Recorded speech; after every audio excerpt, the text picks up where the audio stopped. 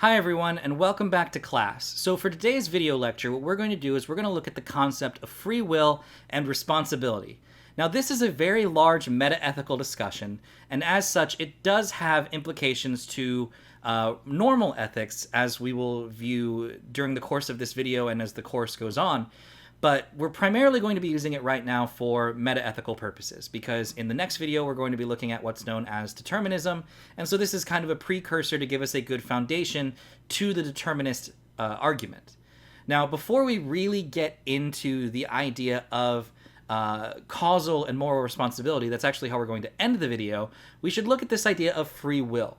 And to look at this idea of free will, we actually need to define quite a few terms and ideas before we can even get there. So this video is going to be very heavy with terminology and definitions, and there will be a number of examples that I will give to you to attempt to help you to understand and define those terms. So strap in, get ready, because it's going to be a lot of information coming at you rather quickly. So the first two terms that I really want us to look at and to introduce to you today are what are known as sentience and autonomy. Now, these might be words that you're already familiar with, but if you're not, this is for you. Because as you go through ethics, as you learn ethics, these words pop up again and again and again. When looking at theoretical ethics, for example, something might be required to have a certain level of sentience or autonomy to be considered moral or to be considered an important factor in the situation. When looking at applied ethics, it might also be required that an individual have a certain level of sentience or autonomy to be considered to have rights or to be considered important in the situation. So what are sentience and autonomy? Well, sentience is the idea of self-awareness. Now, sentience is not easily defined as to when it fully develops. And so this is a little bit of a debate, not just in philosophy and ethics, but also in things like psychology and developmental sciences. Because sentience is one of those things that one might define as, say, being self-aware to the degree that you recognize that you're an individual. Well, an infant, after a couple of weeks or a month, might recognize that they are an individual, or at least that they have individual desires and feelings, pleasures, and pain. It might be the idea that not only do you recognize you're an individual, but you recognize that there are other people around you, all with their own individual desires, pleasures, and pain. It could be the idea that you have to be able to recognize yourself as an individual when looking in a mirror. Because going back to infants, or staying with the topic of infants recognize that they have a body, that they physically exist, and are a physical individual well before they recognize themselves as an individual in a mirror. So at what point does this idea of self-awareness fully develop? What is really necessary to say, well, you are self-aware? Me at 30 years old, for example, no one is going to question the idea that I recognize that I'm self-aware. I live my life, I go out and I have this kind of awareness of my being, awareness of my body, awareness of my emotions, my feelings, my wants, my needs and desires. But a child might not. An infant might not. And so at what point do we say something is in fact self-aware? What about non-human animals? Are cats and dogs, cows, chickens, and pigs, are all of these creatures self-aware?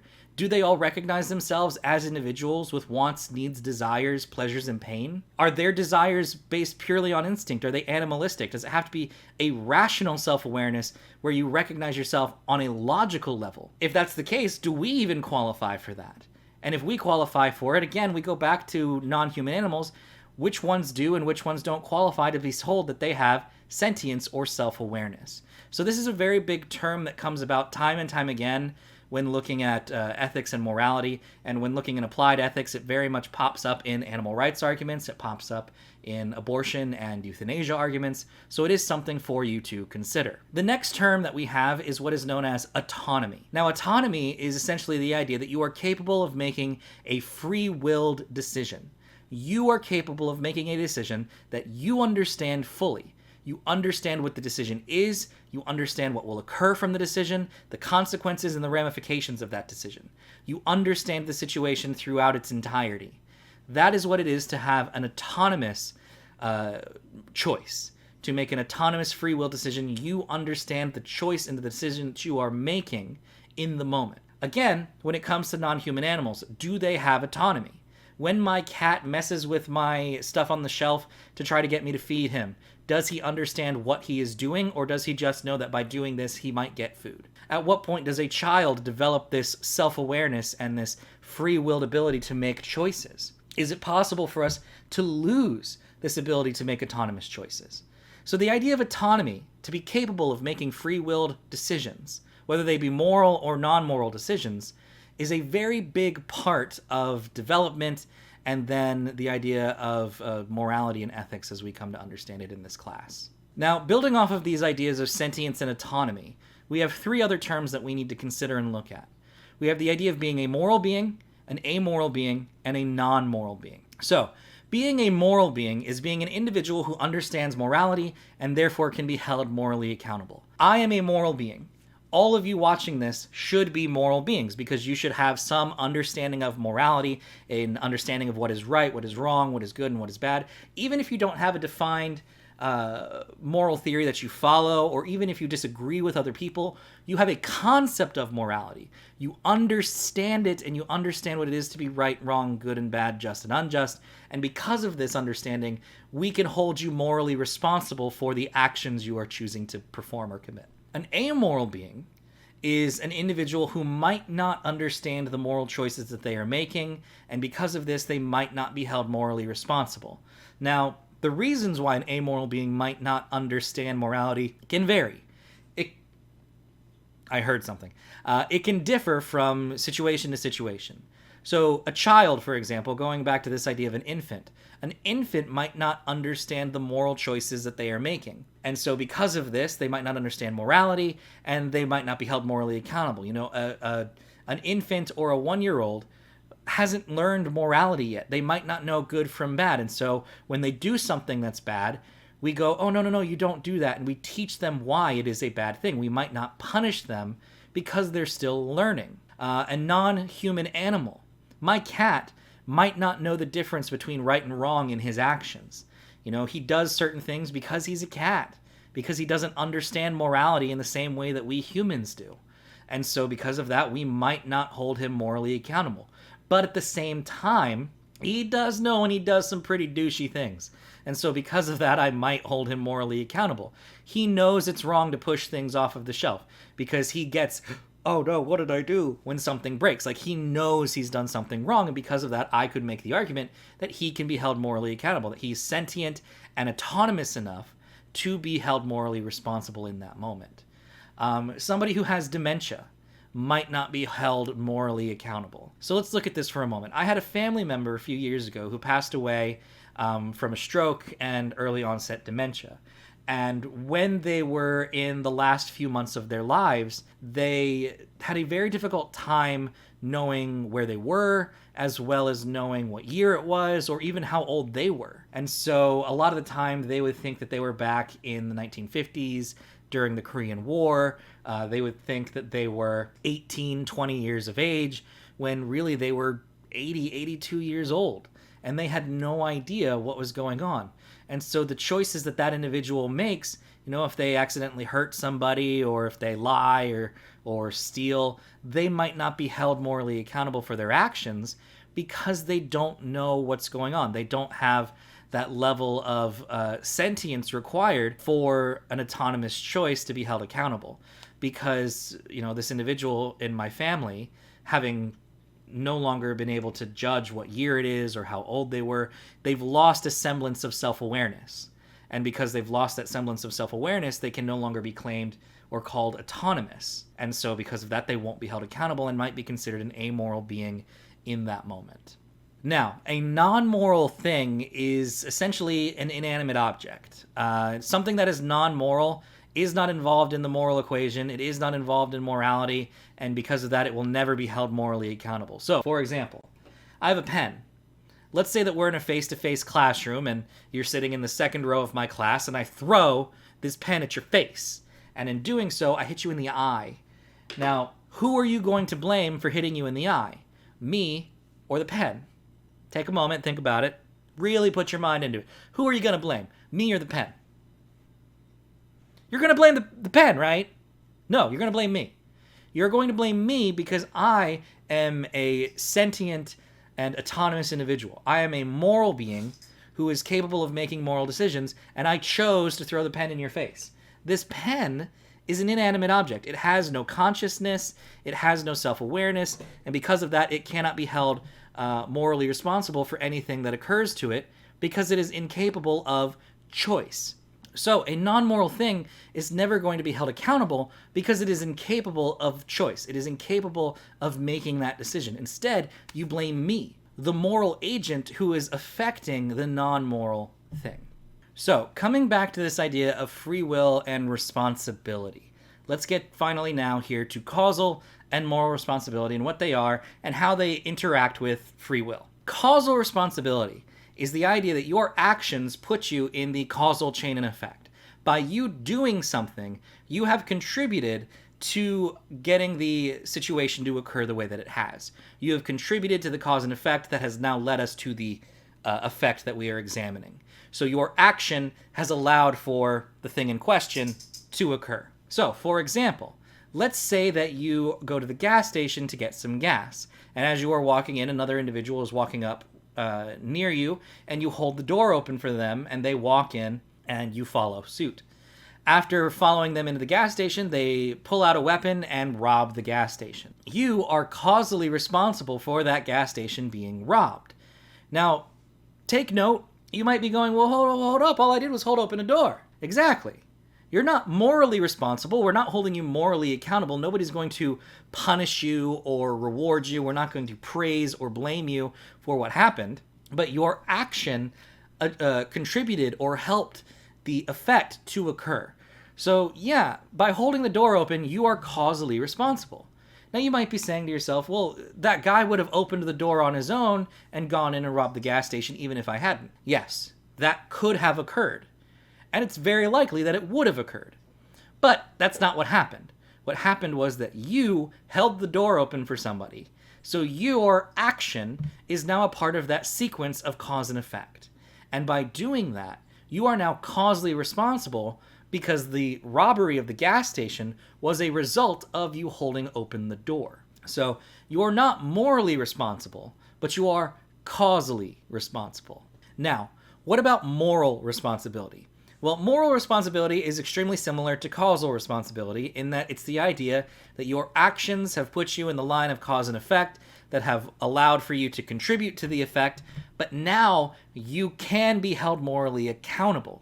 So your action directly helped lead to the effect that now allows for you to be held morally accountable. We can praise your actions or blame you. We can reward you or punish you for the actions you've done to help contribute to the effect. Causal responsibility is necessary for moral responsibility.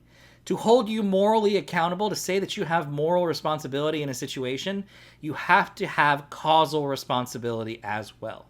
However, to be causally responsible does not mean that you are morally responsible. So just because you causally helped lead to something does not make you morally responsible.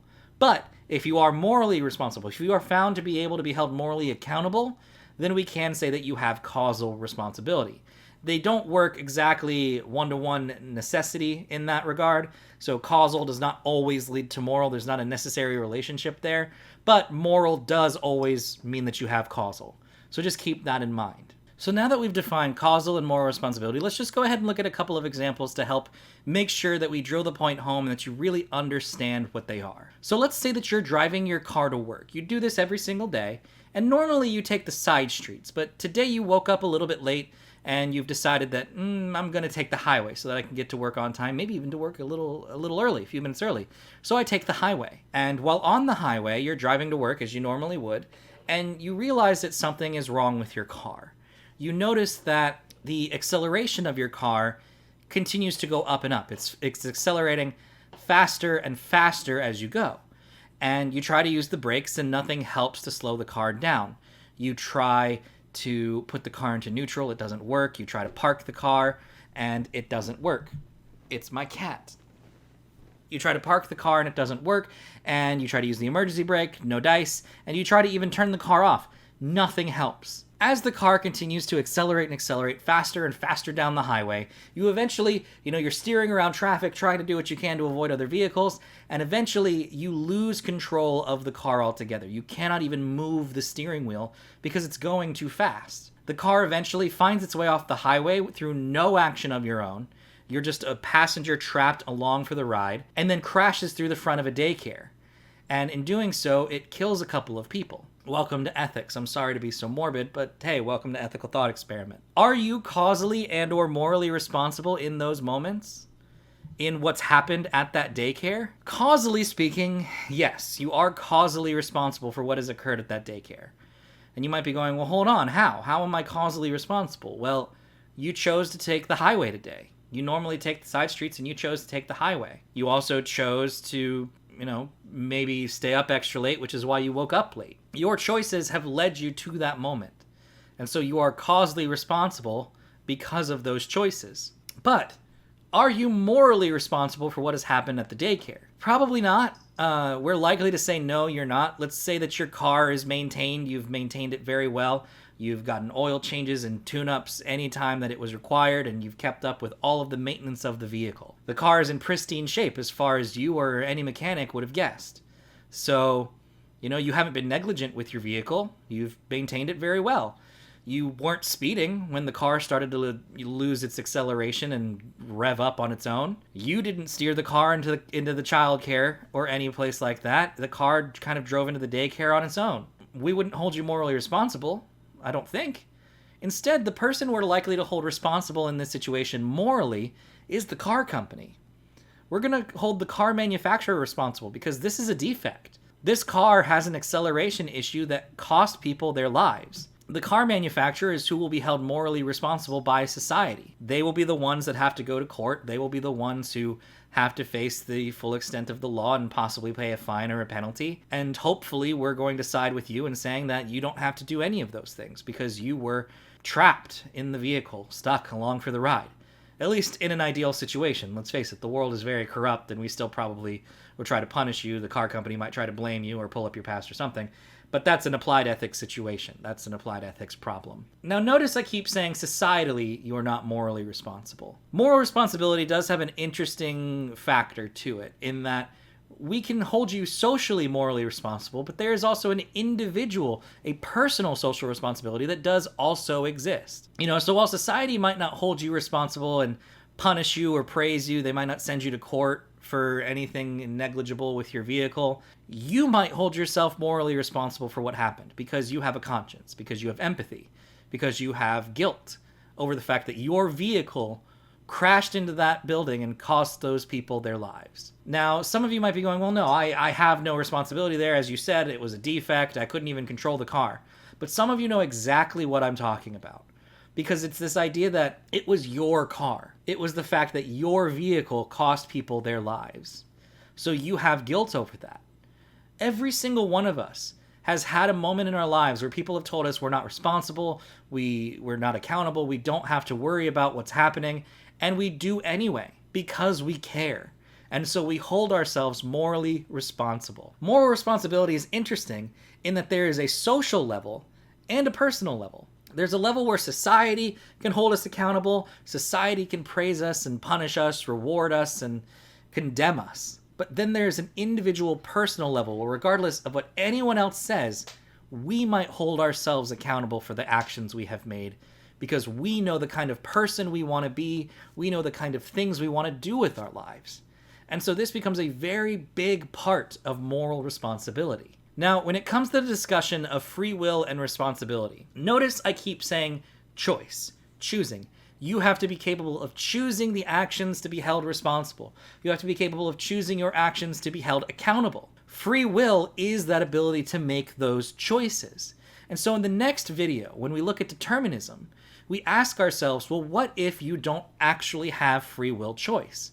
What if every decision you make was predetermined through some divine aspect or some outside factors of universal causality? What if every choice you make is just an effect of a previous cause, What if free will is an illusion? What then does that do to morality? So I want you to take some time to think about that before jumping headfirst into the next video. Because really ask yourself, if you're incapable of making a decision, can you be held responsible when you end up making that choice? Or when you end up choosing your next choice?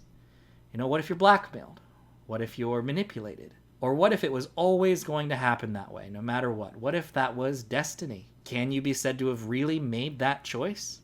And if not, can you be held accountable? Can you be held responsible? Well, thank you all so much for coming in and watching this video lecture. I hope you learned something today about the ideas of free will and causal and moral responsibility. And join us next time as we look at the ideas of determinism and fate. So, thanks for coming in. Bye, everybody.